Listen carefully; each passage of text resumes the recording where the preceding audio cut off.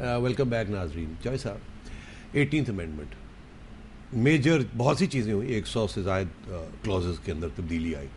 Main जो interesting चीज़ है जिसके ऊपर बहस चलेगी आगे वो ये है जुडिशल कमीशन के जजेस की जो अपॉइंटमेंट है उसके अंदर सिंपली जजेस ना उसमें बैठे और लोग भी हों। ये मुझे बताएं, आर्मी चीफ को प्रेसिडेंट या प्राइम मिनिस्टर सैक कर सकता है या सिलेक्ट करता है? पार्लियामेंट को प्रेसिडेंट या प्राइम मिनिस्टर सैक कर सकता है? आर्मी चीफ को तो जो सैक करता है उसके साथ जो होती है, नहीं, नवाज शरीफ साहब ने एक को तो कर दिया, वो चला गया। हाँ, अगर चले अपॉइंट करता, सैकिंग नहीं थी, चलो अपॉइंट करता, वो एक रेजिग्नेशन, चले अपॉइंट करता। पार्लियामेंट को सैक करता है प्रेसिडेंट या प्राइम मिनिस्टर। हर इदारा किसी और इदारे के साथ चेक एंड बैलेंस है, अकाउंटेबल है।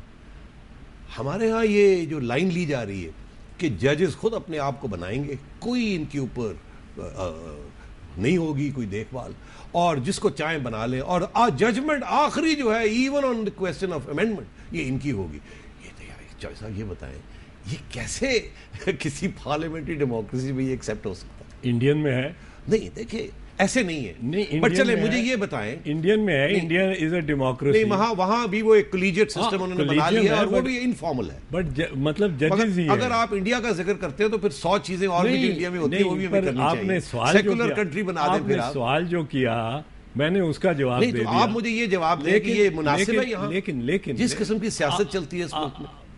पहले तो आपने जो सवाल किया उसका जवाब मैंने स्ट्रेट दिया, और वो हमारे हमसाए में ही है, और India is a democracy.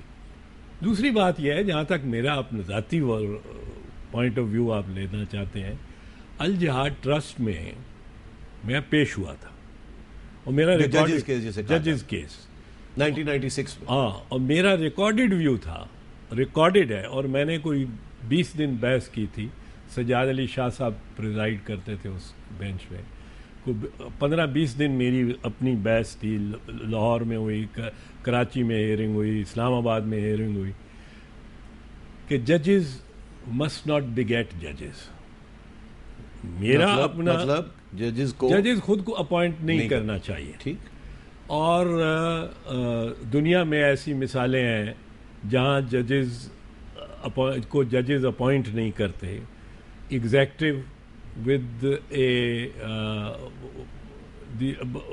an intervention of the parliament करती है अपॉइंट। एक दफा अपॉइंट हो जाए जज तो फिर उसकी security of tenure is guarantees his independence. ठीक, ये मेरा मौकफ है, आज का नहीं। मेरा तो आपने ये क्यों नहीं आर्ग्यू किया 18th अमेंडमेंट के? नहीं, 18th अमेंडमेंट में तो मुझे आपने क्यों नहीं गए? मुझे पूछा गया था, फिर गवर्नमेंट की तरफ से पूछा गया था, क्यों नहीं आप गए? मैंने कहा कि मैं करने को तैयार हूँ। उस वक्त बेंच भी नासिरुल मुल्क साहब का था, बड़ा बेंच बना हुआ। अभी आप ज्वाइन कर लें। इफ्तिखार मोहम्मद चौधरी साहब बैठे नहीं थे। आपके आर्ग्यूमेंट बड़ा मजा आएगा सुनने नहीं, मैं इस पे बड़ी खुशी से और बड़ा एलिवेट, मैंने कहा, मेरे पास जो वज़रा आए, मैंने उनको कहा कि I would be only too glad to argue this case on behalf of parliamentary authority, parliament's authority to amend the constitution। और इसको मैंने कहा, इस आर्गुमेंट को मैं बताता हूँ आपको, मैं एलिवेट इतना कर लूँगा कि इसमें तो history of parliaments, history of judiciary, evolution of parliament, the evolution of the doctrine of trichotomy of powers, तकसीम कार के जो एक डॉक्ट्रिन है, इसमें कॉन्फ्लिक्ट्स जो जुडिशरी और पार्लियामेंट्स में हुए हैं उनका तारीख़ी तनाज़र क्या था, क्या हम किस तरफ जा रहे हैं, सोशल फैक्टर्स क्या हैं, पॉलिटिकल फैक्टर्स क्या हैं, इसमें आइन की अपनी क्या दस्तूरी एक। मैंने कहा ये तो बहुत ऊंची फ़िज़ाओं में बहस करने वाला है। और उस वक्त नासिरुल मुल्क साहब प्रिजाइड कर रहे थे 5 मेंबर बेंच पे। उन्होंने फिर रिकमेंड किया लाने। मैंने कहा इनके सामने मेरे लिए मुश्किल भी नहीं है वकालतनामा देने के लिए। पर कॉन्स्टिट्यूशनल मैटर्स के लिए तो आप जा सकते हैं ना, even before the chief justice, वो तो कोई इशू नहीं है। पर मैं किसी को अब रिप्रेजेंट करूंगा तो जाऊंगा ना। तो क्यों नहीं आप पार्टी को रिप्रेजेंट करें? आपकी पार्टी के इतने अहम लीडर हैं, क्यों नहीं करते चाहिए साहब? मैं तैयार था। हाँ, तो क्यों जरदारी साहब नहीं चाहते आप करें? जरदारी साहब भी तैयार थे। फिर तो बता देना। प्राइम मिनिस्टर साहब भी तैयार तो थे। गए क्यों नहीं चाहिए साहब? मुझे एक साहब ने वीटो कर दिया। अच्छा, तो मैं अगर आपको अपना वकील बना लूं और मैं एक पिटिशन कर दूं, विल यू आर्ग्यू इट? नहीं, अब तो मामला आगे चला गया, अब तो नहीं, नॉट नाउ। दिस नीड्स आई, इसमें मैंने मतलब भरपूर रिसर्च करके लेके जानी थी, मेरी सारी टीम काम कर रही होती। जिस तरह मैंने इफ्तिखार मोहम्मद चौधरी साहब का केस आर्ग्यू किया, बिलीज, ट्रिनिडैड एंड टोबैगो के भी केसेस, ऑस्ट्रेलियन, न्यूजीलैंड, जहाँ कोई जज फायर हुआ था वहाँ का केस मैंने वहाँ की नज़ीर पेश की उस केस में। मुझे बड़ी हैरत होती है चौधरी साहब, आप जैसा शख्स जिसने ये चीज़ पहले आर्ग्यू की हुई है, जिसके फिंगर टिप्स पे है सारी आर्ग्यूमेंट्स की ये ऐसे नहीं होना चाहिए, 18th अमेंडमेंट सही है ऑन दिस इशू, आप जैसा शख्स वहाँ आर्ग्यू नहीं कर रहा है, और जो लोग आर्ग्यू कर रहे हैं उसके खिलाफ, और लिटरली वो वही लोग हैं जो कि केसेस भी ले रहे हैं बड़ी कंपनीज के, जो लॉयर्स मूवमेंट का हिस्सा भी थे। ऐसे लगता है कि घर ही में अंदर सारे फैसले होने जा रहे हैं। वो तो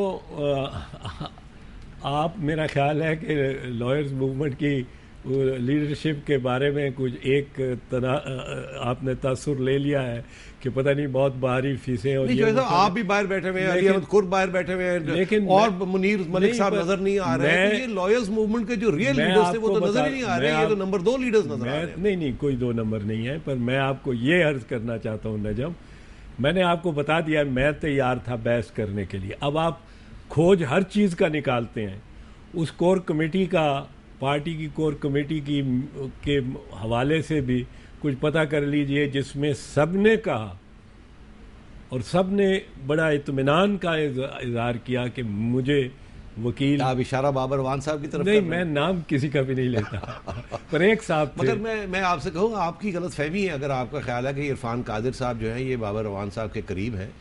एक्चुअली इनका मेरा ख्याल है इसके पीछे शायद कोई और हाथ ना हो इनकी अपॉइंटमेंट में। देखें, इरफान साहब की बात, he is a senior lawyer, पर एक आध बात मुझे समझ नहीं आई।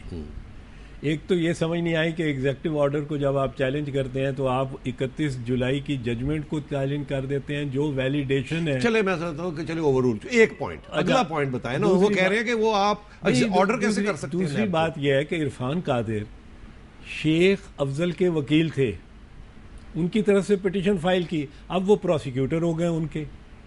इरफान कादिर को तो पहले अपनी कॉन्डक्ट, बेचारे को अपनी कॉन्डक्ट एक्सप्लेन करनी पड़ेगी। मुझे समझ नहीं आई कि वो इस तरह ट्रैप हो गए हैं कि शेख अफजल के वकील थे, शेख अफजल ने उन पे गलत या सही मुझे नहीं मालूम, गलत ही होंगे, पर इल्ज़ामात, संगीन इल्ज़ामात भी लगाए उन इरफान कादिर साहब पर, जो कि गलत होंगे लेकिन संगीन इल्ज़ामात, और उनके अपने वकील पे उन्होंने लगाए, और अब वो उसी केस में प्रोसिक्यूटर हो गए हैं।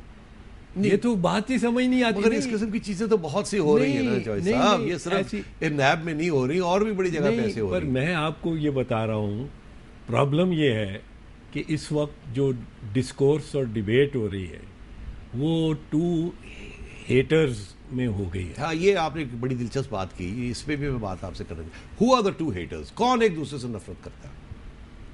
एक तरफ वो है जो आगे आगे है। अब मैं सब के उस कबीले के सब लोगों का नहीं कहता, लेकिन जो आगे आगे मेन अपॉर्चुनिटी से फ़ायदा उठाना चाहते हैं वो हैं जो एक जानिब जो आसिफ अली जरदारी साहब को ईवान सदर में नहीं देखना चाहते, बिल्कुल नहीं देखना चाहते। तो मतलब ये मोटिवेटेड है। और मैं ये इसमें मेन जो कैरेक्टर्स हैं उनको शामिल नहीं कर रहा हूँ कि वो ही हैं। ठीक। दूसरी तरफ वो है जो इफ्तिखार मोहम्मद चौधरी साहब को चीफ जस्टिस नहीं देखना चाहते। One group, set of people hates Asif Ali Zardari, the other set of people hates Iftikhar Mohammad Chaudhry. Isn't that a strong word choice of hates? मतलब है मुझे ये तो बात नजर आती है कि कुछ लोग हैं नफरत, जरदारी साहब से नफरत करते हैं, और वो उनके बयान से पता चलता है। मगर चौधरी साहब को तो सारे हीरो समझते हैं। सारे समझ तो बहुत ज्यादा समझते हैं। आई थिंक हेट तो कोई भी नहीं करता। आई थिंक इत्तेफाक हो या ना हो कुछ बातों पे, मगर हेट तो कोई कर ही नहीं सकता। चौधरी साहब, आपने हमारे चीफ जस्टिस साहब, ये जो दरखास्त दी, जो आपने जिसका जिक्र कर रहे हैं, जो कल दी गई है जी, इरफान कादिर वाली जो बात है जी, वो उसमें से नफरत झलकती नहीं। मगर वो देखिए, मैं अर्ज करूं, उसमें मैंने भी पढ़ी है वो। उसमें से कुछ चीजें तो मुझे बिल्कुल सही नजर आई हैं। शायद आप उस पर तबसरा करना चाहें। सही भी हो सकती हैं, कुछ होंगी सही भी, लेकिन वो नफ़रत की अंदाज़ा इसी से लगा लें कि अपनी टांगें भी काट रहे हैं। उस केस में आने के लिए इरफान कादिर साहब ने अपने आप को टोटली कन्वर्ट किया है from a defender to a prosecutor. आप इस पे ही सोचें। ये मगर मैं ये नफरत की बुनियाद पे कि ये दो हाथ से ताली बज रही है, ये एक हाथ से तो ताली बजती नहीं है। क्या अब हालात इतने खराब हो गए हैं कि दोनों साइड्स जो हैं वो एक दूसरे की बात सुनने के लिए तैयार नहीं है? और इस नफरत पे आप तो कह रहे हैं दो साइड्स हैं और नफरत की बात कर रहे हैं, तो शायद मैं समझता हूँ अगर लॉयर्स का ये पोजीशन है तो शायद जजेस की भी ये पोजीशन है। नहीं, मैं बहरहाल इस चीज़ पे नाजरीन अभी मैं ब्रेक लेता हूँ, फिर वापस आते हैं। Please stay with us.